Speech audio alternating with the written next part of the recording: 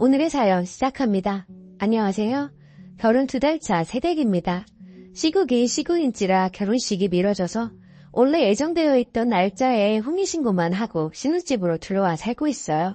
제목처럼 어머님이 저희 신혼집에서 환갑잔치 하자시네요.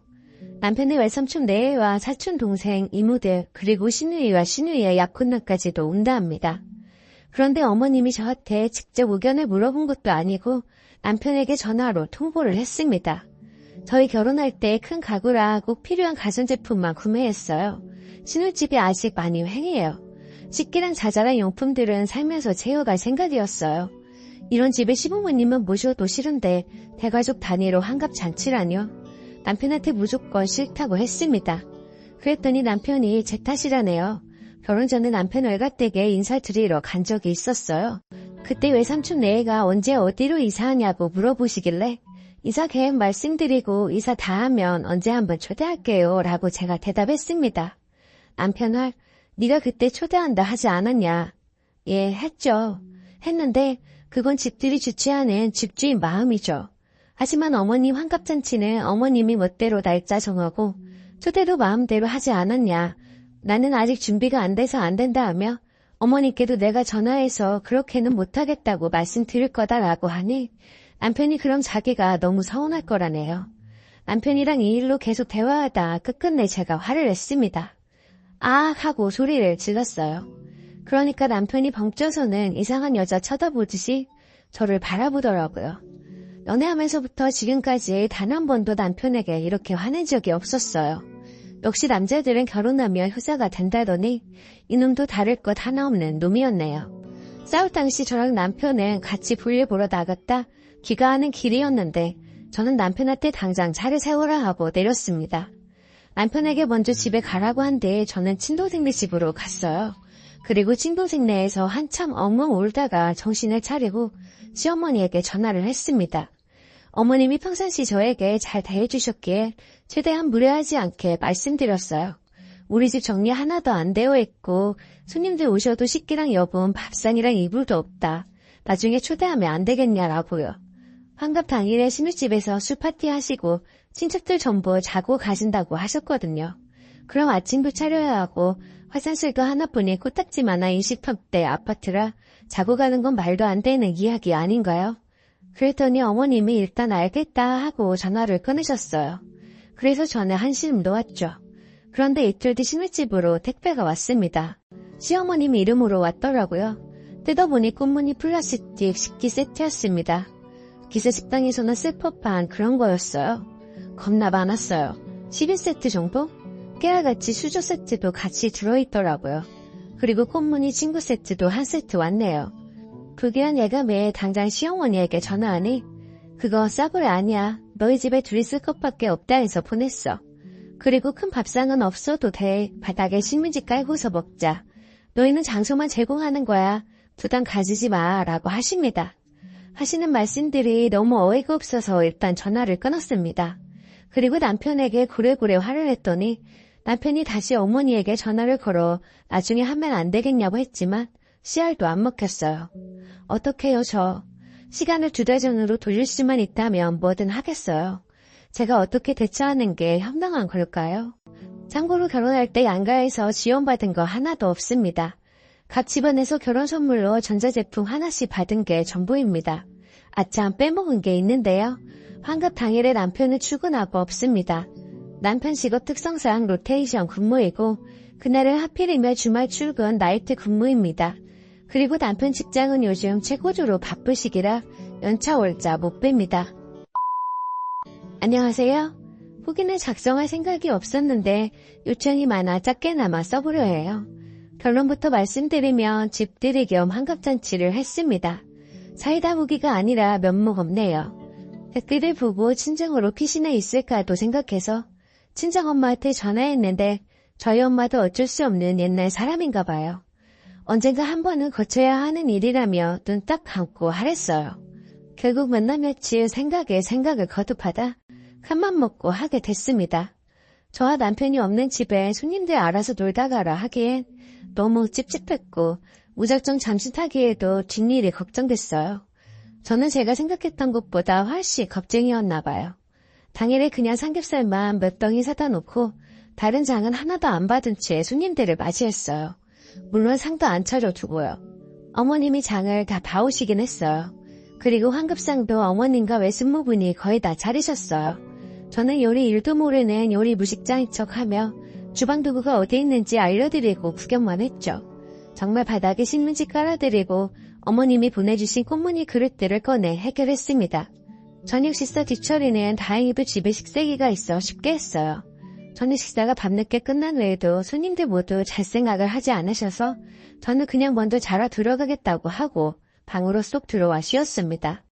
아침 식사는 제가 그래도 남편 낳아준 어른인데 미역국 정도는 끓여드리자 싶어 미역국 끓이고 나머지 반찬들은 퇴근하고 온 남편한테 만들라고 해서 대충 먹었어요. 아침 식사 뒤처리도 대부분 남편이 했습니다. 아무튼 저희 집에서 그렇게 한바탕 하시고는 인근에 식당 빌려 잔치 한 번 더 하고 가셨어요. 어머니께는 내려가실 때 확실히 말씀드렸어요. 이제 저랑 의논하지 않고 마음대로 쉬는 집을 약속 장소로 잡지 마시라고. 만약 또 이런 일이 있다면 저는 이혼도 마다하지 않으려 해요. 이번 한 번으로 충분하니까요. 다들 조언 주셔서 너무너무 감사합니다. 비록 고구마 후기이지만 현실과 감정에 타협한 내적 싸움의 결과랍니다. 아, 그리고 또 웃긴 에피소드가 하나 있어 덧붙일게요. 제가 집들이 선물로 뭘 받은 줄 아세요? 제가 전빵 몇 개와 참치 통조림 몇 개입니다. 게다가 선물 세트로 나온 통조림 아니고 마트 비닐봉지에 담긴 통조림 낱개예요. 환급상 아무것도 준비하지 않길 천만 다행이었어요. 이번 일로 계산적인 걸 떠나서 시댁과 시위가에 정이 뚝 떨어지게 되었네요. 안녕하세요. 저는 3남매 중 중간이고 저만 여자고 오빠와 남동생이 있어요. 우선 저희 3남매 모두 40대 이상이고 막내 동생이 결혼한다고 여자를 데려왔던 시점에도 오빠와 전 결혼한 상태였습니다. 벌써 10년이나 된 이야기고 그때 남동생이 30대 초반 3살 연하 여자를 데려와서 결혼한다고 했는데 그 여자분 집안도 잘 살고 인사 오래 얼굴도 예뻤고 회사도 괜찮았던 걸로 기억해요. 반면 저희 남동생은 중소기업 다니고 키 빼면 얼굴도 별로고 단지 결혼할 때 준다는 강남 변두리 아파트 하나 빼면 진짜 조건이 비로했다는 게 객관적인 사실이었어요. 아파트도 21평에 작고 오래된 아파트였어요. 그런데도 우리 부모님은 상견례까지 하고 갑자기 강남 아파트 세입자 핑계를 대고 거짓말하시며 동생 내외를 데리고 1년만 산다고 아득바득 우기더니 결국 둘을 파혼하게 만들더라고요. 그런데 하도 남동생이 죽는다고 매달리니까 그 여자분이 마음이 약해져서 다시 잘해볼까 하는 마음으로 노력하려는데 또 저희 어머니가 전화해서 말도 안 되는 소리를 하셨나 봐요. 내가 너희들이 또 싸울지 어떻게 하니? 네가 나한테 믿음을 줘야지 내가 허락을 해주지. 10년 동안 나한테나 아들한테 잘하는 모습을 보여주면 그때 아파트에 들어가서 살게 해줄 거다. 강남 아파트는 아무나 있는 줄 아니? 요새 젊은 사람들 하우스포라고 해서 은행에서 집 빌리고 젊음 다 바쳐가면서 집 가주려고 하는 거 알지?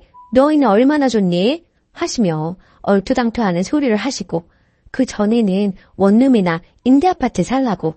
근데 그것도 불가능한 게 남동생은 모아놓은 돈은 없지만 그 여자분은 증여받고 본인이 모은 돈이 그 당시에 4억 정도 넘나? 그래서 임대아파트도 못 들어가는 상황이었어요. 떡하니 아파트 한 채 가지고 있는 여자한테 그 필요한 아파트 하나 들이밀며 협박 아닌 협박을 하던 저희 엄마였죠. 그래서 금융재산 내역까지 떼와서 이만저만 해서 힘들다 어쩐다 하니까 그럼 그 돈으로 집 얻어서 10년 이상 애 낳고 알뜰하게 사는 모습 보여주면 인정하겠다고 그러다가 결국 여자분이 친정부모님 생각해서 포기하겠다고 했어요. 전화번호까지 바꾸고 남동생과 헤어졌는데 남동생하고 연락할까봐 저희 엄마가 먼저 전화번호 바꾸라고 하셨다네요. 그 뒤로 당연히 남동생은 폐인돼서 그나마 다니던 중소기업도 때려치우고 술 마시고 빚만 지고 엉망진창으로 살기에 10년간 집에서 그 빚만 갚아준 게 거의 1억입니다.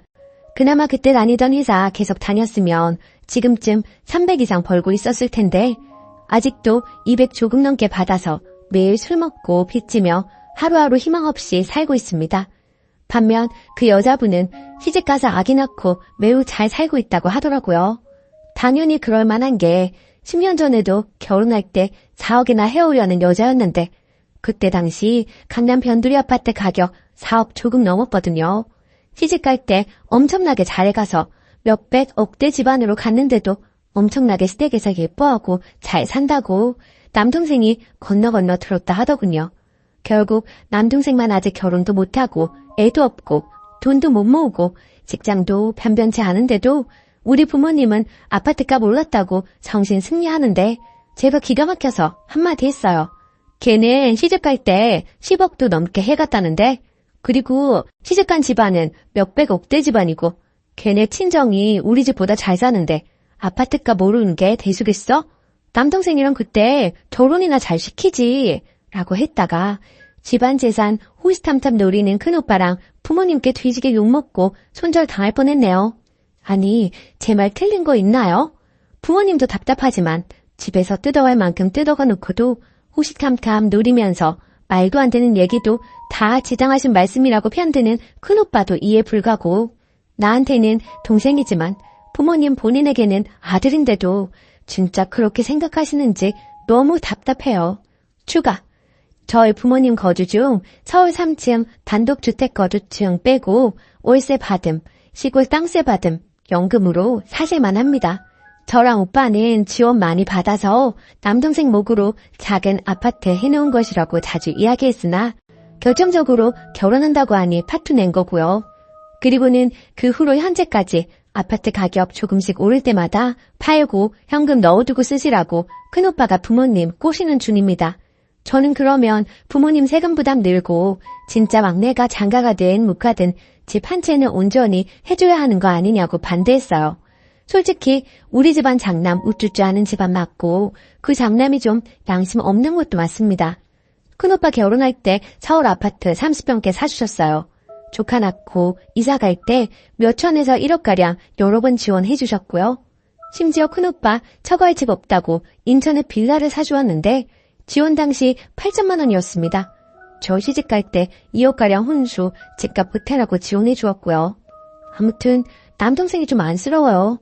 얼른 정신 차리고 남동생도 제대로 살고 결혼도 하고 그랬으면 좋겠는데 희박해 보이네요. 누나로서 안타까운 마음이 들다가 문득 생각나서 글 적어봅니다. 댓글. 이 집은 부부가 원수로 만난 게 아니라 부모와 자식이 원수로 만났네요. 근데 웃긴 건 둘째, 셋째가 부모와 인연을 끊어도 첫째가 부모에게 원수 갚아줄 것 같아요. 요리조리 돈 다 빼먹고 나면 먹튀할 것 같아 보이는데요. 댓글 2. 장남은 장남이라고 대접받고 님은 하나뿐인 딸이니까 그래도 챙김 받은 것 같고요. 막내 아들이 안 아픈 손가락인가 보네요. 아들, 딸 낳고 나니 안 아쉬운 아들이요.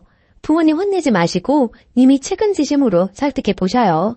우리 은근히 불쌍하지 않느냐 이런 식으로요. 오히려 그런 게 부모님께 먹힐 수도 있어요. 님도 오빠한테 재산 뜯긴 부모님 떠맡지 않게 조심하시고요. 두 번째 사연. 좋은 시어머니인 줄 알았는데 간섭이 너무 심하네요. 안녕하세요. 염치 없지만 얼굴도 모르는 분들께 고견 바라며 글 써보겠습니다. 저는 비혼에 가깝게 살다 결혼한 지 2년 반이 되었습니다. 그 사이에 아가도 한 명 낳았고 현재 생후 50일 넘어갑니다. 시가 구성원은 시아버지, 시어머니, 그리고 남편 아래로 9살 차이 나는 시누이가 있어요. 성격은 시아버지, 시누이는 좋게 말해 무던한 스타일입니다. 무관심이 더 맞을 수도 있겠네요. 물에 술 탄 듯, 술에 물 탄 듯. 시어머니는 일단 정신이 없어요. 나머지는 읽고 판단해 주시길 바래요. 결혼해서 너희 둘만 잘 살면 된다 하시는 시어머니 발언에 시가를 잘 만난 줄 알았어요. 어버이날, 명절, 생신에만 만났고 전화 연락은 하지 않았거든요. 주변에 연락 스트레스가 있었던 기혼자들이 많았기 때문에 정말 난 시댁을 잘 만났나 보다 생각하게 됐어요. 또 남편 말로는 시어머니가 저를 어렵게 생각하신다 해요. 제가 키도 크고 인상이 좀 센 편이거든요. 신혼 때 제가 출근해서 집에 없는 사이 시어머니께서 몇 번을 집 청소해놓고 가시길래 정말 깜짝 놀랐어요. 결국 남편 잡고 불만을 토로했죠. 회사 남자 직원들한테 고민 토로했더니 저를 놀리더라고요. 남자 직원들조차 이해 못하는 그런 상황이었던 거죠. 시어머니는 남편이 결혼 전 자취할 때 그렇게 하고 가셔서 남편은 처음에 기분 나빠하는 나를 이해하지 못하다가 제가 이해시키고 또 이해시켜서 결국 시어머니 못 오시게 했어요. 나중에 친가친척 결혼식 때 만났는데 식사하다가 다른 친척에게 본인 울었다고 말씀하시더라고요. 그 이후로 조용히 살았어요. 그런데 문제가 또 발생했습니다. 제가 출산하면서 아기 낳으러 집 비운 동안 남편이 시아버지께 욕실의 세면대 고장난 부분을 고쳐달라고 부탁했고 저도 세면대만 고쳐 놓았을 거라 생각했어요. 시어머니가 시아버지께서 우리 집 간다 하니 따라오셨나 보더라고요. 그런데 집에 와보니 시어머니가 서랍장을 사다 놓은 거예요. 솔직히 거지 같진 않지만 딱 봐도 중고이고요. 원래 쓰던 서랍장은 망가뜨려 놓아서 복도에 나와 있고 쌀 넣어놓는 가구 위치도 바꿔놓고 싱크대랑 욕실에 처음 보는 수세미들이 있고 찬장엔 처음 보는 믹서기가 있었는데 집에 처박혀 있던 것 같은 사용감이 있고 조금 더러운 중고였고요.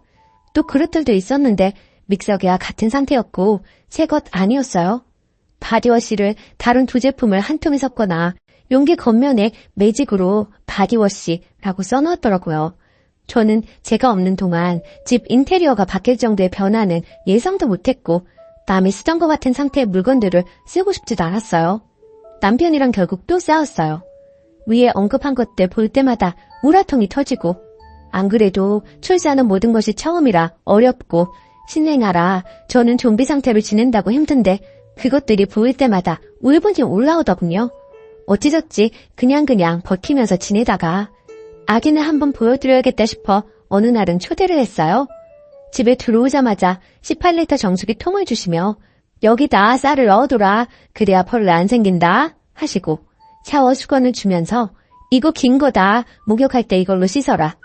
멸치 액젓을 주면서 이거 김치찌개에 넣으면 맛있다 등등 정신없이 속사포처럼 쏟아내시더라고요. 정말 표정 관리하느라 힘들었어요. 아기를 한 번씩 안겨드리고 잠깐의 대화를 나눴어요. 아기가 잠이 들고 방에 누이고 배달한 음식이 도착했고 먹으려는 찰나 아기가 깨서 울어서 제가 아기를 재우러 방에 들어갔어요. 아기가 낯선 사람들이 와서인지 잘 못 자더라고요. 거실에서 시끄럽게 하기도 했어요. 방 안에 들어가 있으니 시어머니가 찬장도 열고 그릇이 어쨌니 냉장고도 열고 남편한테 본인이 한 된장찌개 먹었니 하면서 살림을 다 건드리더라고요. 정말 나가서 싸울 뻔했어요. 여하튼 참고 시가 식구들은 가고 남편이랑 또 싸우게 됐지요. 남편이 시어머니께 못 오게 한다고 전화 건다 하더라고요. 통화로 남편이랑 시어머니랑 엄청나게 싸웠어요. 내 앞에서는 좋은 사람인 척 하던 분이 걔가 그래? 장모한테 물어본다. 장모는 집에 오게 하면서 나는 왜 못 오게 해? 하시더군요. 저희 엄마가 아기 목욕시켜주시고 저 낮에 쉬게 하려고 오시거든요. 아무튼 매우 사나운 말투로 엄청나게 또 쏟아내더라고요.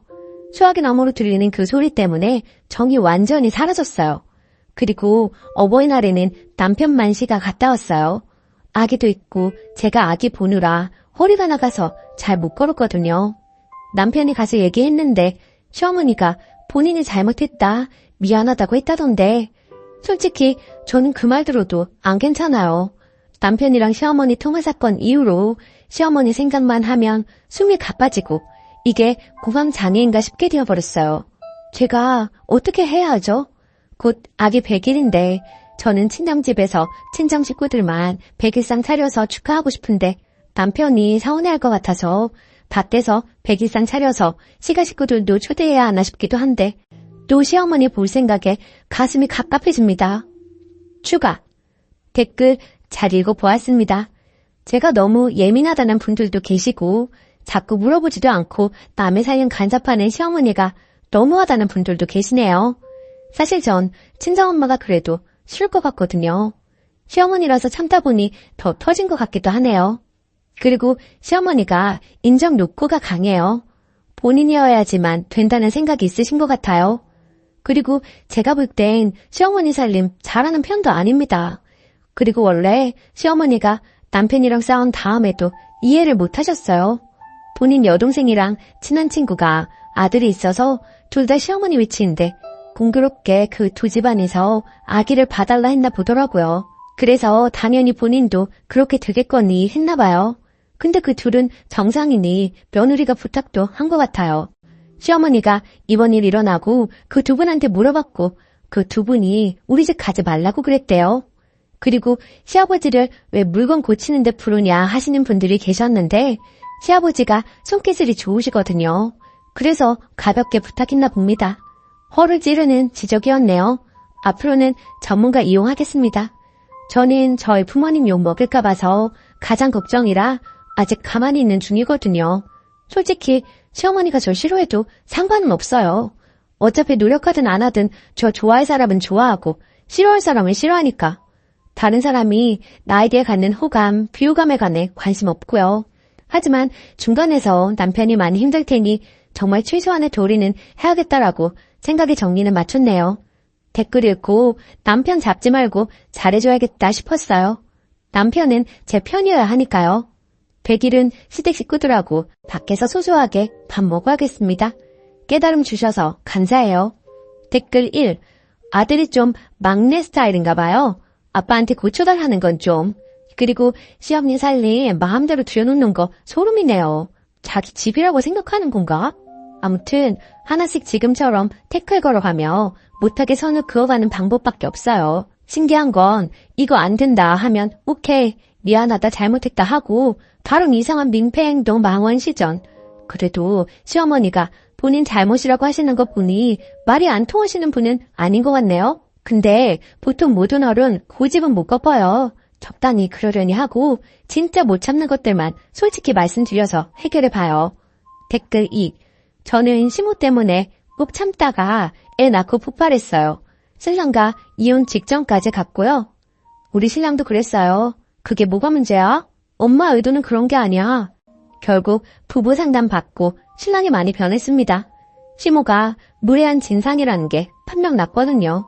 내 말은 죽어도 안 듣더니 상담받고 변하더라고요. 암튼 신랑이 시모한테 난리 1차, 나도 시모한테 쌓인 거 폭발해서 다박다박 말했어요. 결국 시모 사과했고 지금은 내 눈치 엄청나게 봅니다. 하지만 막말은 계속하긴 해요. 이건 인간성 문제 같아서 저도 어느 정도 포기했습니다. 시모가 또 막말하면 무식하다, 쌍스럽다 이렇게 생각하세요.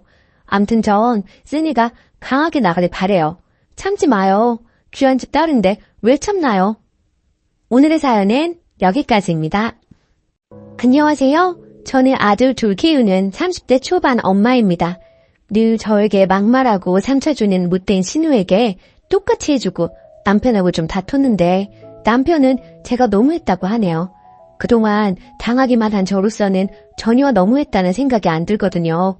부족해도 한참 부족하기에 전 잘못한 거 없다는 처지예요. 하도 저에게 너무했다고 말을 하길래 댓글 보고 사과하든 사과받든 하려고 합니다. 소소하게 신우이는 저에게 막말을 참 많이 했어요. 그 옷 어디서 샀어요? 언니는 참 검소한 것 같아요, 사람이. 브랜드보다는 보세 옷을 많이 입잖아요. 하면서 돌려가기는 기본이고 살 좀 빼라는 둥, 좀 꾸미고 다니라는 둥, 뒤에는 꼭 농담이라는 말을 붙여가면서 사람을 더 기분 나쁘게 했어요. 그런 일들이 비일비재했고 사건의 주축이 된 일은 제가 아기를 낳고 난 뒤였어요. 첫 아들이 태어났을 때 속눈썹이 너무 길더라고요. 유난히 긴 속눈썹에 참 신기하고 귀엽다고 생각했죠. 우리 부부를 닮아 쌍꺼풀이 없지만 속눈썹이 길다 보니 눈이 너무 예쁘다는 말을 참 많이 들었습니다. 그런데 속눈썹 가지고도 신우한테 독설을 들을 줄은 몰랐어요. 그때 20대 초반 미혼이었던 신우가 하는 말이 언니, 양소가 더러우면 눈썹이 길다고 하던데 좀 관리하지 그랬어요. 얼마나 깔깔 웃으며 이야기하는지 콱 지워받고 싶었지만 철없는 신우라 예? 그게 무슨 말도 안 되는 소리예요. 어디서 이상한 소리만 듣고 다니나 봐요. 하고 무시했습니다. 그리고 몇 년 후 둘째 아들도 속눈썹이 길었어요. 주위 사람들이 아들들이 눈이 너무 예뻐서 부럽다, 좋겠다 해주시는데 예쁘게 봐주시니 얼마나 감사한지. 두 아들 다 저희를 빼다박은 모습이 왠지 뭉클하고 기분 좋았죠. 그런데 이 격떨어지는 20대 중반이 된 신우가 또 입을 놀리더라고요. 언니, 관리 좀 하라니까요. 양수가 더러우니 속눈썹이 저렇게 길잖아요. 하더라고요. 그래서 대답했죠. 그러게요. 근데 나 어머님께서 해주시는 반찬이랑 아버님이 사주신 과일로 대부분 먹었는데 뭐가 그렇게 더러웠을까요? 라고요. 그랬더니 아유, 농담이지. 뭘 그렇게 대답해요. 엄마 아빠 들으면 서운하시게 하더라고요. 제가 입도 또 심하고 몸이 안 좋아서 시부모님이 자주 오셔서 먹을 거리 챙겨주셨어요. 임신 전에도 첫째 손주 보러 자주 오시는 어머님이 항상 반찬이나 반찬 재료를 갖고 오셨고요. 한 번씩 시댁 모임 가면 시부모님이나 남편은 가만히 있는데 신우 이것이 저를 한 번씩 뒤틀어요. 저보고 이것저것 시키고 일 부리려고 하는데 그렇다고 당하고만 있는 저는 아니거든요. 한 번은 저보고 엄마가 요리 다 하고 힘들었으니 언니가 설거지하게 엄마는 가만히 있으라고 하길래 네, 어머님이 맛있는 거 해주셨는데 당연히 설거지 해야죠. 근데 아가씨도 아무것도 안 했죠? 같이 해요. 제가 해물 테니까 거품 내주세요. 어머님 음식 맛있게 얻어먹었는데 아가씨도 일해야죠. 하면서 같이 일하게끔 했어요.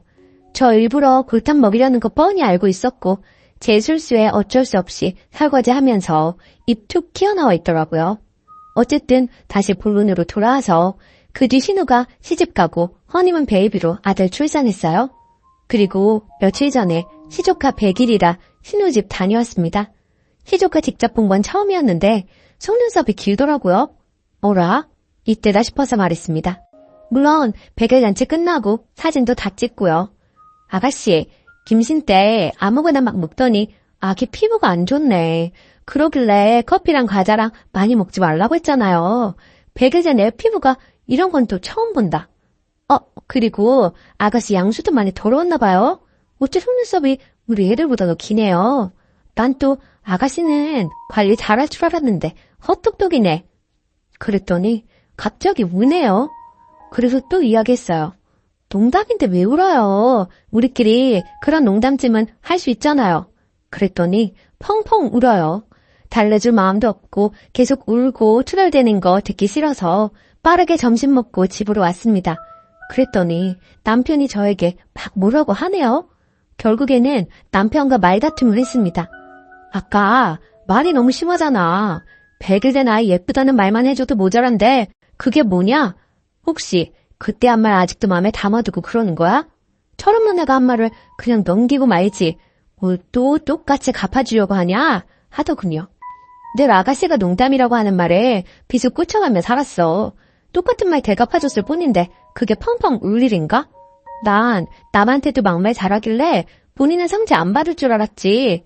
아, 그래서 똑같이 하니 속 시원하냐? 그냥 넘길 수도 있잖아. 꼭 그렇게 울려야 해? 무슨 말도 안 되는 말 하면서 애한테 상처를 줘.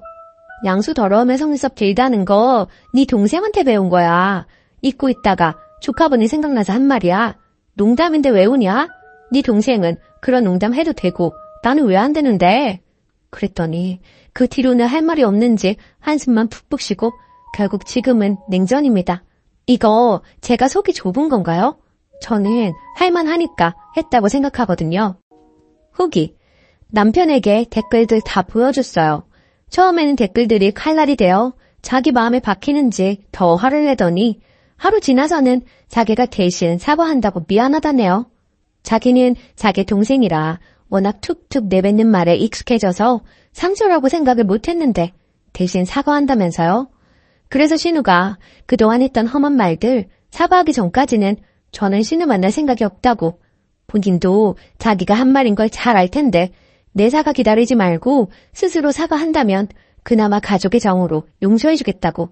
근데 스스로 사과할 마음이 없으면 인간이 덜 된 거라고요. 남편도 신우랑 자리 만들지 않겠다 하며 알겠다 하네요. 그동안 작은 독설들은 받아치거나 참으면서 넘어갔는데 이번 일로 저도 대놓고 싸우고 똑같이 해줘야겠다 싶었어요. 속이 좀 시원하더라고요.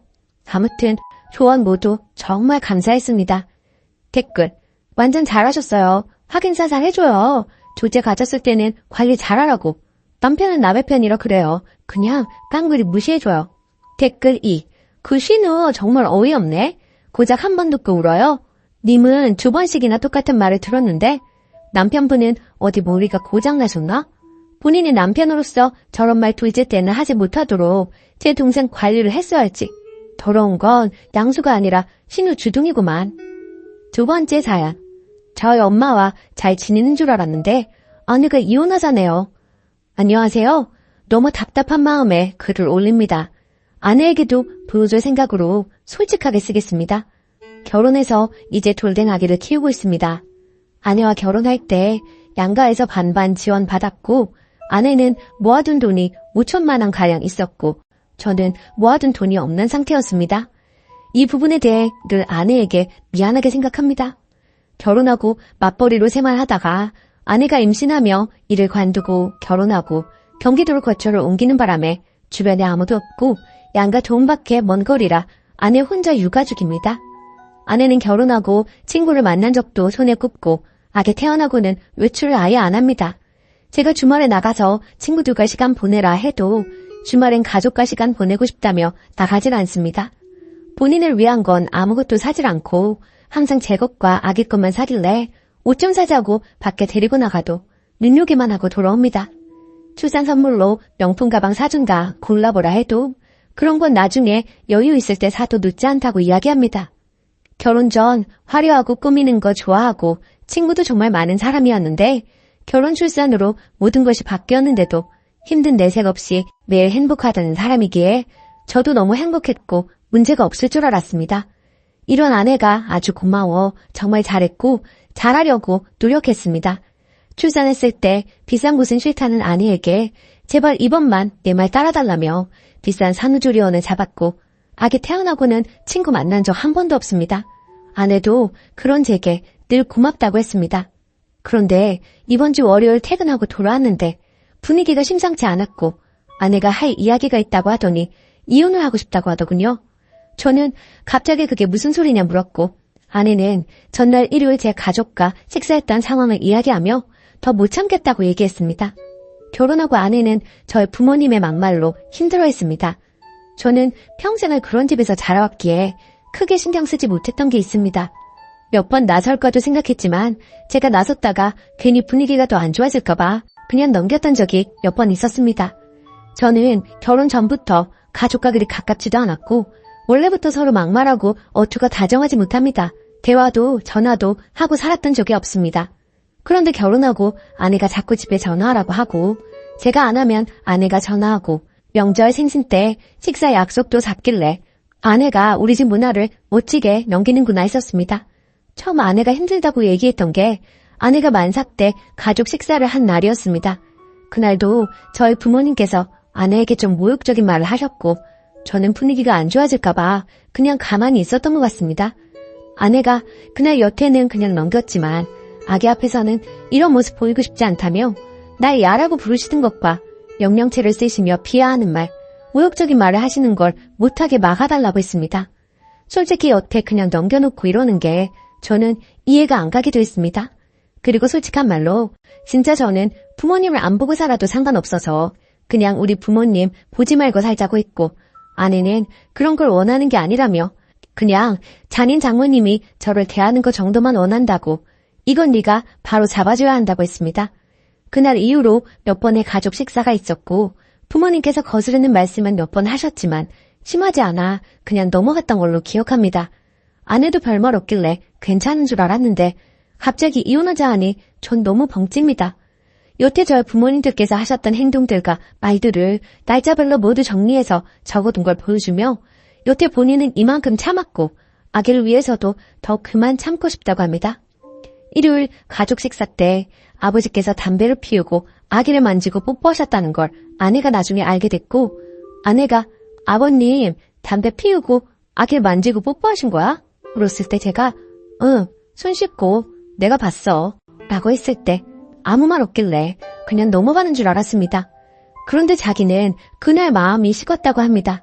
제가 아무리 울고불고 매달려도 제가 울면 안아주고 같이 울던 사람이 표정 하나 없이 당장 이혼이 힘들면 별거하며 생각할 시간을 갖자고 합니다. 솔직히 전 부모님이랑 영 끊어도 상관없습니다. 결혼 전에 저는 정말 불행했어요.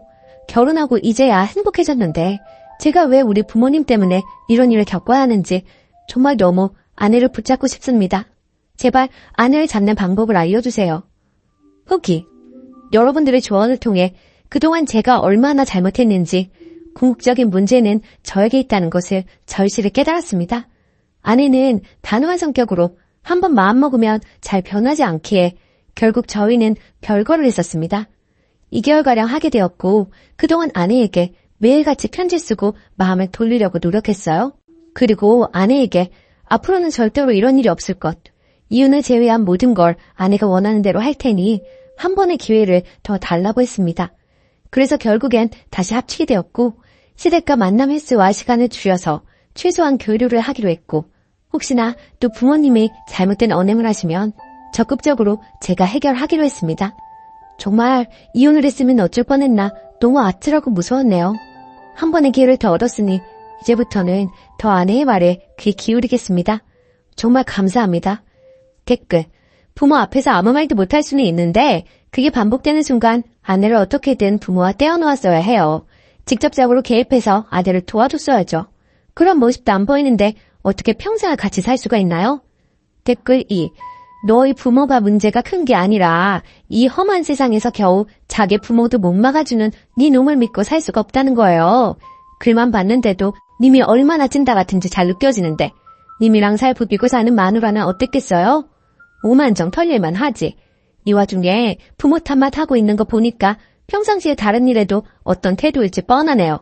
한 번 더 기회가 있으니 잘하세요. 일단 지금은 그냥 시부모님이랑 아예 안 만나게 하는 게 낫겠어요? 오늘의 사연은 여기까지입니다. 안녕하세요. 다름이 아니라 오늘 좀 황당한 일이 있어서 이렇게 글을 쓰게 되었어요. 글쎄, 시누이가 어머니한테서 돈을 빌려간 걸 오늘 알게 되었어요. 한 10년째 어머니 생활비 제가 20만 원씩 드리고 있어요. 어머니는 월세 좀 받아서 생활하고 계십니다. 전 시누이가 용돈 15만 원씩 준 지 한 8년 정도 되는 걸로 알았는데 시어머니의 쌈짓돈이 제법 많으셨네요. 시누이가 어머니 돈 죄다 융통해서 쓰고 있는 줄 그간 몰랐었어요. 시어머니랑 대화 중에 제가 저희 아파트 중도금 때문에 힘들다고 했더니 빌려주시겠다고 하시더라고요. 솔직히 좀 놀랐어요. 그리고 어떻게 저희 중도금은 저희 능력으로 해결할 수 있기 때문에 거절은 했는데요. 시누이가 어머니 돈 야금야금 가져가고 있었으면서 시침이 딱 되고 언제나 기계 등등했던 거 생각하니까 너무 얄밉네요. 저희 시누는 저에 대한 배려는 하나도 없는 사람이거든요. 친정에 와도 전 하나 까딱하지 않고요. 그렇다고 일하는 며느리에게 미안하거나 걱정해주는 그런 거 하나도 없습니다. 여왕처럼 그렇게 바쁘죠. 말도 함부로 하고 너무 거만한 게 기가 찹니다. 그리고 어머님은 자꾸 제 앞에서 집을 아들 명의로 돌려야 하는데 라고 하세요. 막상 저는 크게 그런 부분에 관심도 없는데 자꾸만 저렇게 말씀만 하시니 이제는 저 부리려고 하시는 술집처럼 느껴집니다. 집으로 유세하시는 게 신혼 때부터 지금껏 20년이 되려고 해요. 그리고 솔직히 집 전세금 빼면 1억도 안 되고요. 시누이 가져간 돈이 어렴풋이 8천에서 9천 정도 되는 것 같아요. 그럼 시누이 한 찰 다 가지고 있고 어머니 갑자기 돌아가시면 방법은 없죠. 그저 시어머니는 집을 아들 명의로 바꿔야 하는데 말로만 하시고 유세만 하시네요. 시누이는 돈 욕심도 많고 아주 독하고 모진 성격이에요. 늘 돈 굴릴 생각만 하고 돈 거립니다. 그러니 무슨 일이 생겼을 때 돈 내놓을 사람이 아닙니다. 아무래도 어머니가 시누이 가머니설에 농락당하시는 것 같아요. 원래부터 손아래 시누이 너무 거만해서 늘 불편했는데 아마 돈 문제 불거지면 한치 양보도 없을 것이 불보듯 뻔합니다. 저는 맏며느리라고 불임당하고 구박받고 이혼만 당하고 산 것 같아서 어이없어요. 시누이 나중에 지가 마지노릇도 불사하겠다고 하면 말릴 이유도 없지만 노릇 같은 거 할 위인도 못 되고요. 저희 남편은 시누이가 저리 설치는데도 불구하고 제 말에는 귀도 안 기울이네요. 한마디 하고 싶은데 어떻게 해야 할지 고민입니다. 추가, 많은 관심 감사드립니다. 참고로 말씀드리면 위에도 언급했듯이 시어머니한테 중도금 안 빌립니다. 힘들긴 하지만 해결할 수 있어요. 그리고 시누이가 돈 가져간 거 좀 눈치가 엿보여 중도금은 그냥 흐인 말이었는데 어머니가 반응하신 거죠. 딸이 돈 빌려가도 친정에는 안 갚아도 된다는 건 도둑년 신부 아닐까요? 시누이는 그러고도 남을 것 같아서 더 열이받아요. 그간 시누이한테 상처받고 쌓였던 게 더 큰 것 같습니다. 그렇지 않았다면 이렇게까지 열이받지는 않았을 것 같아요. 돈이야 원래 없었다고 생각할 수도 있는 문제이지만 시누이 하는 짓이 정말 밉상이거든요. 지 오빠한테는 너무 여우같이 예쁘게 보이려고 합니다. 하지만 저는 물론이고 저희 아이들한테는 쌀쌀맞고 냉정합니다. 너무 여우 같은 시누이 앞에서 속절없이 당하는 제가 너무 바보같이 느껴지고 황당해서 하소연해봤어요. 집에 들어가니 시어머니는 시누이 사진 닦고 계시고 자기 딸은 너무 아까워 부엌 근처에는 얼씬도 못하게 하시는 분이 돈까지 다 빌려주셨다고 하니 속상하더라고요. 팔이 안으로 굽는 건 맞는데 남의 자식 대하듯 며느리를 이렇듯 소외시키고 자기들 좋은 대로만 행동하는 시어머니랑 시누이가 얄미워요. 늘 부엌부터 들어가는 며느리에게 말 한마디 따뜻하게 할 줄 모르는 시누이. 더 이상 상대 말고 무시해버려야겠어요. 자기 친정에서 돈을 빌리던 말던. 그리고 집 명의 문제는 남편 보고 적극적으로 알아보라고 하려고요. 괜히 며느리가 나섰다가 모양만 이상해지니까요. 조언 정말 감사했어요. 댓글 1. 쓰니님 서운하고 섭섭하시죠? 오죽하면 봄볕엔 딸 내놓고 가을볕엔 며느리 내놓는다고 하겠습니까? 쓰니님도 아이들 계시지요? 옆집 아들딸하고 내 아들딸이 같은가요? 달라요. 시어머니가 시누이를 아까워하고 사랑하는 거 그건 뭐 어쩌지 못해요. 님도 계신 님의 친정에서 사랑받는 딸 아닌가요? 누가 이해해주기 바라지 마시고요. 님의 권리 스스로 찾으세요. 며느리라 왜 부엌부터 들어갑니까? 그것부터 바꾸세요. 시댁팔길 자주 가지 마세요. 서서히 줄이시던지요. 댓글 2. 야박하시네요. 시어머니한테 용돈 드리는 20만 원, 말 그대로 용돈이지 생활비는 아니죠. 결국 시어머니가 약간의 경제력이 있다는 건데 설사 경제력이 없어도 내 손 떠난 돈의 쓰임 출처까지 이렇게 검사해야 하는지요? 어머니로서는 시누이가 딸인데 아들만 자식인가요? 그리고 아들, 딸 입장을 떠나 자식된 도리로 용돈 드리는 거 아닌가요? 아들이라 나중에 집 물려받을 생각에 용돈 드리는 것인지요? 그냥 내 남편의 부모니 말 그대로 용돈 드리는 거로 생각하세요. 집집이 모두 경우에 따라 다르겠지만 시어머님이 재산을 물려주시면 고마운 거고 안 주셔도 할 수 없지 않나요? 시어머니 재산 시어머니 마음대로 하시는 건데요. 조금만 너그럽게 생각하세요. 두 번째 사연. 의사 아들이라고 생활비 300만 원 요구하는 시댁 힘들어요. 저는 결혼 3년차 주부입니다. 30살 간호사와 33살 레지던트로 만나 결국 결혼까지 꼴이 나게 되었습니다. 그런데 결혼할 당시에 저도 사회생활을 늦게 시작했고 신랑도 사회생활을 늦게 시작해서 모아놓은 돈이 한 푼도 없었습니다. 게다가 양쪽 집안의 형편이 좋지 않았던 터라 예단 예멀 혼수 다 생략하고 결혼식만 올리기로 했습니다. 이 생각은 전적으로 제 신랑의 생각이었고요. 그렇게 결혼을 하고 신랑이 전문의를 따면서 신랑 앞으로 대출을 받아 34평 아파트를 한 채 장만했습니다. 거의 대출을 이용해 아파트를 분양받은 셈이 되겠네요. 그리고 남편의 연봉이 8,500인데 전문직이라 세금이 꽤 많이 떼이는 편입니다. 참고로 저는 신랑의 권유로 일을 그만두고 2세 계획에 전념해 있는 상황이고요. 전적으로 신랑이 받아오는 월급으로 생활하고 있는데요. 그 월급의 50% 이상은 대출 상환금으로 나갑니다. 원금 플러스 이자 포함해서요. 그리고 집을 사면서 승용차까지 사서 할부금이 나가고 있는 상황이고요. 거기에 각종 보험, 세금, 생활비, 적금 등등 게다가 신랑 의대 다닐 때 학비 대출받은 거 장기를 받아서 아직도 남아있습니다. 그거 다 떼고 나면 100에서 150 정도가 남습니다. 그리고 제 신랑의 계획은 시댁의 용돈 70만 원, 절 친정에 70만 원 이렇게 드리려고 했었다고 합니다. 그런데 절 친정 같은 경우에는 넉넉한 형편은 아니지만 아버지가 공무원이셔서 두 분 먹고 사시는 데는 지장이 없기에 저희 형편에 맞춰 용돈을 30만 원으로 줄이자고 했고 얼마 전까지만 해도 우리 집 30만 원, 시댁 70만 원 이렇게 용돈을 드리고 있었는데요. 이번 시어머님 생신 때 시어머니께서 저희 신랑을 안방으로 부르시더니 다른 의사 가진 부모님은 예단에 지참금까지 받는다던데 우리들은 뭐냐? 그런 거 하나 받은 거 없고 완전 꽁으로 결혼을 했어. 용돈이라도 한 달에 300만 원 줘라. 그래야지 원 이거. 저희 신랑도 월급 받으면 뻔히 어디로 들어가는지 잘 알고 있었기에 착잡했었고요. 그리고 이번 달 시부모님 용돈 보내드리던 날짜에 도저히 300을 맞출 수가 없어서 일단 100만 원을 보내주었더니 다시 저희 통장으로 재송금을 하셨더라고요. 그걸 알게 된 신랑, 화가 났는지 바로 시댁으로 전화를 하더라고요. 유목조목 설명시켜 드리더라고요. 앞으로 연봉 협상이 더 잘 되면 그때 300으로 용돈 드리겠다고 사정 아닌 사정을 하고 이해를 시켰고요. 그런데 그 후부터 시부모님들의 태도가 180도 달라지셨습니다. 한날은 시댁에 가서 TV를 보고 있었어요. 참고로 시댁과 우리 집의 거리는 승용차로 2시간 30분이 걸립니다. 그래도 한 달에 한 번 이상은 꼭 가려고 노력하고 있고요. 그런데 TV 보시면서 시어머니께서 하시는 말씀이 저 들으라는 듯이 원래 집안의 경제는 여자가 조정하는 건데 저렇게 여자가 돈을 쥐고 있으니 시댁 식구들한테 돈을 쓸 리가 없지 하시면서 마구마구 비난을 하시더라고요. 그리고 동서가 고구마를 구워왔는데 저한테는 먹어보라는 말 한마디를 안 하시더라고요. 너무 섭섭해서 눈물이 나올 지경이었습니다. 그렇게 섭섭한 마음으로 뒤로 한 채 혼자 운전을 하고 집에 가는 차 안에서 눈물이 주룩주룩 흐르더라고요. 그렇지만 사실은 신랑한테는 말할 수 없었고 저 혼자 삭혔습니다.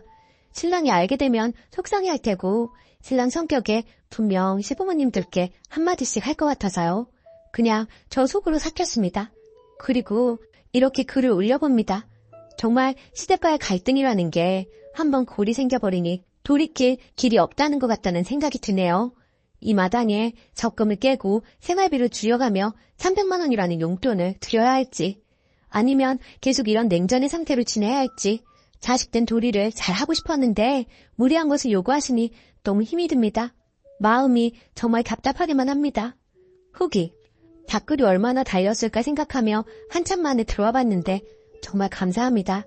그리고 얘기가 길어질까봐 결혼할 당시 상황과 제가 현재 쉬고 있는 부분에 대해서는 설명을 거의 하지 않았는데요. 그 때문에 오해하시는 분들이 계신 것 같다는 생각이 드네요. 우선 제가 결혼할 당시에 혼수와 예단 그리고 신랑 측에서 해주기로 한 예물 다 생략했다고 말을 드렸었는데요. 이야기하자면 너무나도 길지만 최대한 줄여서 얘기를 해보자면 저희 아버지가 공무원이시긴 하시나 어머니께서 꽤 오랜 투병 생활을 하셨던지라 집안 형편이 많이 좋지 않았습니다. 물론 지금은 완쾌되셨고 형편도 어느 정도 자리를 잡은 상황이고요. 하지만 그때 당시 저는 아무것도 가진 것도 없는 데가 무슨 결혼이겠느나 싶어 일단 결혼은 포기하고 살고 있었습니다. 그러던 중에 지금의 신랑을 알게 된 것이고요. 그때 당시 제 신랑 끊임없이 저에게 다가왔고 제 마음 잡으려고 고생 많이 했던 사람입니다. 그럼에도 그런 신랑의 마음 저는 받아줄 수 없었고요. 저의 못난 현실 때문에요. 그런데 그런 사정을 다 알게 된 신랑이 저를 다 이해해주고 감싸주더라고요. 그렇게 그 사람의 진심이 통했고 결혼에 꼴이 나게 된 것입니다. 그렇게 처음부터 저의 사정을 알고 있었던 신랑은 결혼하기 전부터 혼수, 예단, 지참금, 예물까지 다 생략하자고 했었고요. 그 부분에서 굉장히 주관이 뚜렷했습니다. 반면에 저는 그래도 기본적인 것은 빚을 내서라도 해가야 한다는 주의였던지라 쉽사리 받아들이기 쉽지가 않았지만 신랑이 시부모님들께 허락까지 받은 상황이었고 시부모님들 또한 그렇게 하자며 의견을 내주셔서 저희는 정말 감사하던 마음으로 따라가게 된 것이었고요. 물론 그게 시부모님들의 진심이 아니라는 것은 나중에 알게 되었지만 말입니다. 그리고 제가 일을 하지 않고 있는 부분은 얼마 전 아이를 가지기 위해 산부인과에 가서 검진을 해보니 모든 게 정상이긴 하지만 육체적, 정신적인 스트레스는 아기를 갖는 데 있어서 나쁜 영향을 미칠 거라고 하더라고요. 게다가 제 나이도 있고 간호사라는 직업이 3교대에 육체적으로 아주 힘든 직업이라 더는 일은 하면 안 되겠다는 신랑의 판단하에 그만두게 되었던 것입니다. 그리고 전부터 신랑은 제가 일을 그만두고 자신이 내조를 해주길 원했던 이유도 있었고요. 물론 이 일 또한 저희 시댁에서는 탐탁지 않게 여기고 있습니다. 그걸 아는 신랑 답답했는지 매번 시부모님들과 싫은 소리 할 때도 많았고요. 그렇지만 매번 제 편에 서서 제 얘기를 들어주는 신랑이 있어서 그나마 숨통은 좀 트입니다. 하지만 시부모님께 인정까지는 아니더라도 적어도 미운털 박힌 며느리는 되고 싶지 않은 게 제 마음인데 너무나도 가슴 아프고 속상하고요. 그리고 결국에는 시댁에서 있었던 일 신랑한테 털어놓았어요. 신랑도 하다 안 되겠는지 시댁에 단판을 치겠다고 하더라고요. 300은 사실 말도 안 되고 그렇다고 적금 깨고 하는 건 모두들 극구 반대하시기도 하고 적금 깨고 그 돈 다 쓰면 그 뒤에 계속 현백을 드릴 수도 없는 현실이니까요. 모든 게 너무 무리된다 싶은데 저렇게 화만 내시니 시댁하고 사이가 틀어지더라도 결판을 내자는 것이 신랑 입장이자 절 결론이네요. 마음이 모질어야 하는데 가슴이 아픈 건 사실이에요. 시부모님 공경하면서 잘 살고 싶었는데 뜻대로 되지 않네요. 모든 조언 감사합니다. 답글 써주신 분들께 감사드립니다. 댓글: 남편분에게 말하는 게 좋을 것 같아요. 혼자 삭히면 그게 병이 됩니다. 저도 한 달에 생리 벌어오는 돈 160 가지고 생활을 하는데요. 이래저래 시댁에서 돈이 없네, 뭐가 필요하네, 이래서 들던 적금마저 깨서 해드리려고 하니까 이제 자연스레 그런 얘기를 하십니다. 한 번 했던 행동이 이제 버릇이 되어서 저희는 땅 파면 돈 나오는 기계인 줄만 아세요. 그러니까 절대 적금 같은 거 깨지 마세요. 저처럼 후회하시지 마시고요. 얼마 되지 않은 적금이었지만 깨고 나니까 적금 다시 넣기가 힘들어지더라고요. 님 글을 읽고 울컥했습니다. 약간 저와 비슷한 처지이신 것 같아서요. 님 힘내시고요. 남편분과 이야기를 해보세요. 자식들이 부모 돈 벌어다주는 기계는 아니잖아요. 또 아예 생활비 같은 거 안 드리는 것도 아니고 친정보다 더 드리고 있는데 왜 그렇게 욕심이 많으신지 모르겠네요. 동서한테는 이렇게 바라시지도 않으시죠? 전 시부모님이 형님한테 안 바라시거든요. 그 등살에 저만 죽어나고요. 유산기에 조산기에 있다고 해도 저만 죽어라 부려먹고 돈과 필요한 물건 있음 저한테만 연락하더이다. 저처럼 이렇게 살지 마세요. 댓글 2. 죄다 무개념 아닌가요? 집 좀 작은 데 살고 차가 꼭 필요한가요? 돈 없으면 걸어다니고 적당히 있으면 버스 타고 다니면 되는 거지. 무리하게 집 큰 거 사고 차 사고 그렇게 살아야 하나요? 작은 평수에 대중교통 이용했으면 홀랐겠구만. 그리고 우리 부모님은 내가 돈 드려도 도로 주시면서 항상 하는 말이 돈 줄 생각 말고 돈 빌리거나 오지 말라고 그러시면서 돈 가져오지 말라고 하던데 그 시댁은 진짜 개념이 없네요. 오늘의 사연은 여기까지입니다. 안녕하세요. 속상한 일들 좀 시원하게 이야기하고 싶어서 이곳까지 오게 되었네요. 저는 시어머니가 한 말 때문에 가끔 속상해서 잠을 못 자는 며느리입니다. 저는 현재 30대 후반으로 올해 초 기다리던 임신을 하게 되었어요. 주위에서 임신은 하늘이 내린 선물이라며 힘들게 아이가 생긴 친구들이 있었지만 사실 그게 제 일이 될 줄은 몰랐죠. 매번 병원 다니고 주사 맞고 하는 게 정말 쉬운 일이 아니더라고요. 몸과 마음이 고되고 지쳐갈 무렵 생긴 아기라 더 소중하고 기뻤습니다. 그런데 임신 26주부터 계속 피가 비쳐 병원에서 움직이지도 말고 집에만 있으라는 말을 듣게 되었고 정말 집 밖에는 나가지도 않고 누워있는 생활이 지속되었습니다. 결국 나중에 고위험 산모실에 2주 동안 입원해 자궁수축 억제제를 맞고 버텼으나 약물 부작용과 조기 진통으로 33주 되는 날 응급제왕으로 출산하게 되었어요. 뭐든 자연스러운 게 좋은 것인지 그래도 출산하는 것보다는 수술이 쉬울 거라고 생각했는데 공포 그 자체였어요. 수술 깨고 나서도 제가 계속 헛소리하면서 눈물만 흘렸다고 하더라고요. 하지만 제 건강보다 중요한 건 아기였습니다. 아기는 출산 직후 인큐베이터에 들어가게 되었고 많은 걱정 속에 약 한 달간 인큐에 있다가 태어나게 되었어요. 한편 시어머니는 올해 초 유방암 초기 판정을 받은 상태셨어요. 바로 선항암 수술을 받았으며 아기를 출산할 때쯤에는 방사선 치료를 받고 있는 중이었습니다.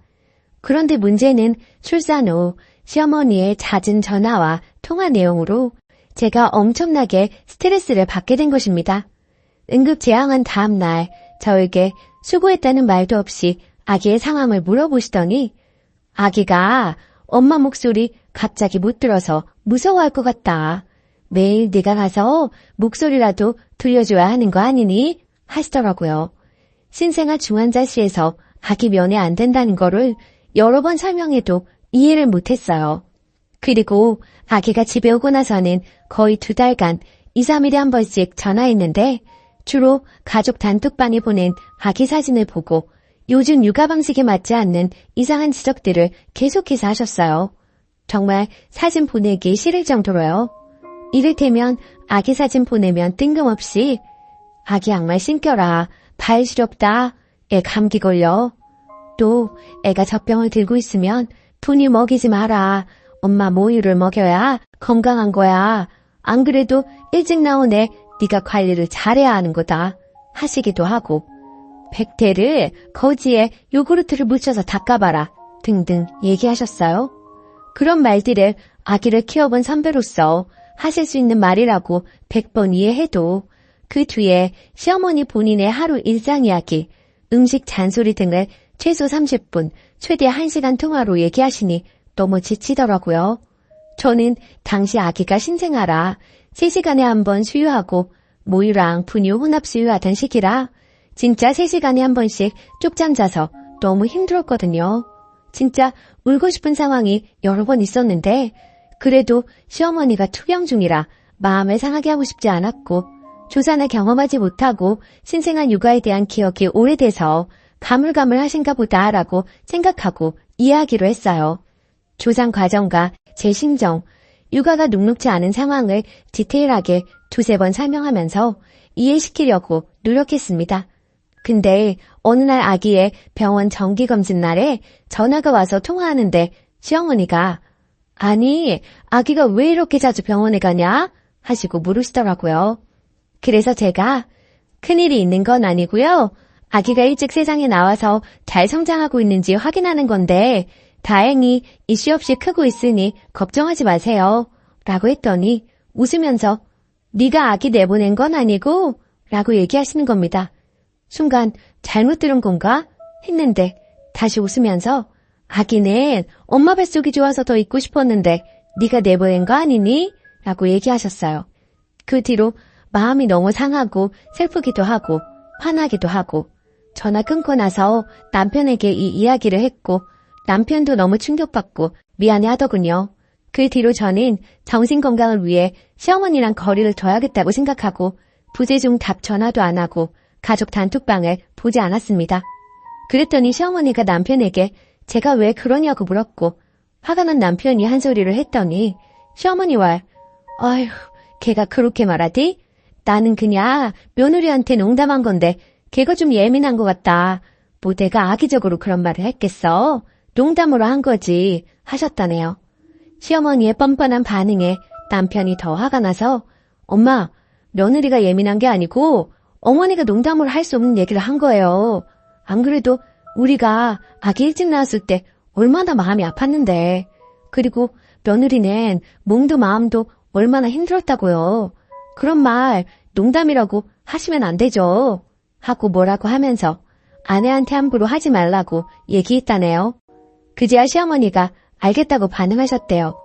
그렇게 상황이 마무리되었는데 저는 생활하다 불쑥 그 말들이 떠올라요. 시어머니의 비상식적인 말이 떠오를 때마다 그때마다 화가 나서 다시는 보고 싶지도 목소리도 듣고 싶지 않다는 생각이 드네요. 그래서 앞으로 올 설날에 너무 시가에 가기 싫은데 남편, 아기, 그리고 치료 중인 거 고려하고 꼭 참아야 되는 건지 혼자 답답하고 너무 스트레스 받는 중입니다. 어떻게 하는 게 현명할까요? 후기. 결국 이번 설에는 안 가기로 남편하고 합의했어요. 아이 때문에 움직이기도 어렵고 다 안 가기로 했고요.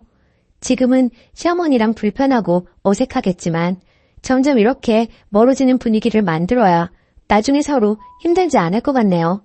단톡방도 나와버렸어요. 사진은 남편이 자기가 보낸다고 하더라고요. 그게 저희 사정에 맞는 것 같고요. 조언해주셔서 감사했습니다. 댓글. 안 내키면 설날에도 가지 마요. 엄마가 행복해야 아기도 행복합니다. 남편에게는 밤에 잘 때도 생각나고 너무 스트레스라고 하시고 상처받은 마음이 풀리려면 시간이 좀 필요할 것 같다고 하세요. 그래도 남편이 정상이라 천만 다행입니다. 남편까지 승리 보고 예민하다고 몰아붙이면 이번 생은 힘들어서 어떻게 사나요? 댓글 2. 농담 아닙니다. 지 귀한 손자 달수 못 채우고 내놨다고 화풀이 하는 거예요. 자기 딴에는 직접 화 안 냈으니 자기 정도면 좋은 사람이라고 생각하고 있을지도 모르겠네요. 연락하지 마시고 손주도 보여주실 필요 없습니다. 남 마음 아픈 줄 모르는 사람하고 깊게 연관되면 고달픕니다. 두 번째 사연. 친조카와 사촌조카는 당연히 다르다고 생각하는 제가 인정머리 없는 건가요? 안녕하세요. 29살 여자입니다. 제 상식과 벗어난 일을 겪어서 이곳이 결혼하시고 실제 조카, 자녀가 계신 분들이 많을 것 같아 조언 좀 구하고자 이렇게 글을 남깁니다. 제목 그대로 사촌조카와 친조카는 당연히 다르지 않나요? 사촌언니는 외동이고 사촌조카는 올해 7살, 4살, 친언니의 딸은 올해 3살입니다. 사촌언니는 외동이고 저랑 10살 차이가 나고 제가 아기를 좋아하는 편이라 친언니 아기가 없었을 때는 사촌조카 출산, 돌, 가끔 어린이날, 명절, 크리스마스, 생일 때 옷, 신발, 용품 등을 사줬습니다. 그 후로 친언니가 임신하고 제 친조카가 태어나다 보니 당연히 저도 제 친조카에게 모든 것들이 몰빵이 되었고 친조카가 태어나기 전보다 사촌조카에게 주는 선물 등의 빈도수가 자연스레 줄었습니다. 운 좋게 좋은 직장에 다녀서 또래보다 좋은 연봉 받고 복지 좋은 회사 다니고 있어 조카에게 사주는 선물이 개수도 가격도 조금은 높고 시간도 많이 보내고 있습니다. 자랑은 아니고 사전 설명차 말씀드리는 겁니다. 그리고 제가 일주일 전에 영국으로 출장을 다녀왔는데 버버리 유아 제품이 한국보다 저렴해서 내년에 입을 트렌치코트, 치마 등을 조카 크리스마스 선물 기념으로 사왔습니다. 어제 부모님, 언니 부부랑 저녁 먹기로 해서 본집에 갔더니 사촌언니 부부, 이모가 저녁 약속 전에 시간이 남아 오랜만에 들렀다고 집에 있었어요. 엄마나 언니도 제가 버버리나 다른 장난감 가져올지를 모르고 따로 연락을 안 해줬기에 제가 쇼핑백이랑 장난감을 양손에 들고 나타나니 뭐야? 라고 해서 친조카 선물이다 하고 출장 간 김에 샀다 하면서 작은 방에 넣어놨고 그 자리에서 보여주고 예쁘지? 뭐 이러면 좀 그렇고 재수없을 것 같아서 이모네 식구들 있을 때는 열어보지도 않았습니다. 근데 사촌언니가 내 거랑 우리 애들 건 없어? 이러길래 이건 나도 비싸서 못 입어 하면서 장난질에 넘겼는데 저만 장난이고 사촌언니는 장난이 아니었나 봐요. 오늘 카톡으로 아무리 사촌조카랑 친조카 다르다고 해도 돈도 잘 버는데 버버리가 아니라도 우리 애들도 크리스마스인데 장난감 하나라도 사줄 수 있는 거 아니야? 만약 준비 못했으면 기분 좋게 용돈이라도 조금 한 번 줄 수 있는 거 아니야? 라고 메시지가 왔더라고요. 저로서는 어이가 없어서요. 퍼부으려다가 엄마랑 이모 사이 생각해서 언니랑 이모 애들 있는지 몰랐다. 그리고 버버리는 나도 영국 간 김에 산 거고 사실 그동안 내가 언니네 애들 사촌 조카 치고는 돌, 생일 등등 챙길 만큼 챙겼고 우리 언니도 뭘 해주면 고맙다고 하지 당연하게 바라지 않아. 이랬더니 돈 잘 벌고 좋은 직장에 능력도 있는 줄 알았더니 이런 것도 사촌이라고 제거했던 거니? 어쩌고 하길래 저도 못 참고 언니는 나한테 뭘 해줬길래 당당하게 바라는 거야? 내가 공부하고 시험 보고 회사 좋은 곳 간 거 내가 내 능력으로 간 거지. 언니가 나한테 축하한다는 그 말 제외하고 나한테 뭐 해준 거 있어? 내가 열심히 해서 얻은 결과에 대해 왜 모임 칭찬하려고 하는데. 그리고 나 땡땡이한테 지금 해주는 거 준영부한테 받은 고마움 갚는 거다. 나 시험 합격하고 취업했을 때 고생했다며 가방 사주고 생일 때 뭐 사주고 했는데 내가 받은 게 있으니까 갚는 거지. 그냥 무조건적으로 봉사하고 퍼주는 게 아니야.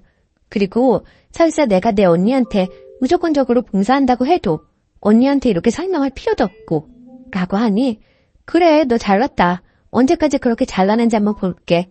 이러길래 그냥 차단하고 씹었습니다. 같이 욕해주세요 이런 의도 아니고 제가 센스가 좀 없었던 건가요? 사촌언니 큰딸은 내년에 학교 가니 가방이라도 사줘야겠다고 생각하고 있었는데 얘한테 그러면 안 될 수도 있지만 그 생각도 싹 사라지고 정 떨어져서요. 추가. 어제 글 올리고 댓글 달아주신 거 오늘 아침에는 읽을 수 있는 개수였는데 지금은 아침보다 더 많은 댓글이 달렸네요. 먼저 소중한 의견 감사합니다. 그리고 오촌조카라는 거 촌수로는 아는데 하도 사촌조카 하다 보니 글이 이렇게 적었는데 앞으로는 확실하게 오촌 조카라고 하려고요. 왜 그동안 선물을 많이 해줬느냐 하는데 사촌언니 아이들을 이모가 봐주고 있고 엄마랑 이모가 사이가 좋고 집도 가까워 서로의 집 왕래가 잦았습니다. 그러다 보니 저희 엄마도 저도 자연스레 사촌언니 자녀에게 정이 쌓이고 예뻐해서 자발적으로 사준 거고 사실 엄청나게 많이 자주 무엇을 사주지는 않았습니다. 저도 눈치가 있고 어마어마한 명품 선물도 아니고 겨우 버버리 가지고 자랑하는 건 없어 보인다 생각해서 만약에 사촌언니네 식구들이 있는 거 알았으면 차에 두고 올라갔을 겁니다. 엄마한텐 얘기했고 이모도 사촌언니한테 이야기를 들었는지 오늘 전화로 자초지종이랑 카톡 내용 등 설명하니 미안하다고 언니가 그런 거 이모가 대신 사과한다고 사촌언니 주의시키겠다며 너무 마음 상해하지 말라고 했습니다. 이모가 잘못한 것도 아닌데 괜히 좋은 날 분란이 일어나서 심란하더라고요. 또한 친조카에게도 너무 퍼주지 말라는 댓글들 많이 보았는데 사실 저도 언니도 당연히 알죠. 나중에 제 아이가 생길 때까지만이라는 걸요. 그리고 경제적으로는 언니네 부부가 훨씬 풍족해서 제가 조카에게 선물 안 해도 사실 조카가 크는 데는 영향이 없고 형부가 언니 선물할 때 똑같은 브랜드 품목을 저에게 선물해준 적도 있고 굳이 따지자면 언니랑 형부가 저한테 더 많이 해줬지 덜 해주지는 않아서 저도 이렇게 조카한테 하는 겁니다. 엄마와 이모 사이 때문에 아예 척을 지고 남남으로 살기는 힘들겠지만 이번 기회로 사촌언니 자녀에게는 학교에 가든 생일이든 뭐든 더는 뭘 챙겨주지 않으려 합니다. 시간 내어 댓글 달아주셔서 감사합니다. 추운데 감기 조심하시고 모두 한 해 마무리 잘하시고 다가오는 새해 복 많이 받으셨으면 좋겠습니다. 댓글 1. 뭘 사촌까지 챙겨요. 내버려둬요. 친조카 챙기면서 님한테 돈 주고 부모님 선물 사드리는데 돈 쓰시길 바랍니다. 지금까지 해준 것만으로도 솔직히 너무 많이 해준 거야. 내버려둬요. 더 하면 완전 호구입니다. 댓글 2. 기본적으로 사촌언니가 소갈머리가 없네요. 같이 만나기로 한 것도 아니고 자기가 우연히 간 집에 이모가 조카 선물 산 거를 그런가 보다 하면 되지. 뭔 내 것과 애들 것은 없어. 이러고 찾아요. 수준 떨어지네요. 자기는 뭘 해줄 거길래 바라는지 궁금하네요. 그냥 무시하세요. 오늘의 사연은 여기까지입니다.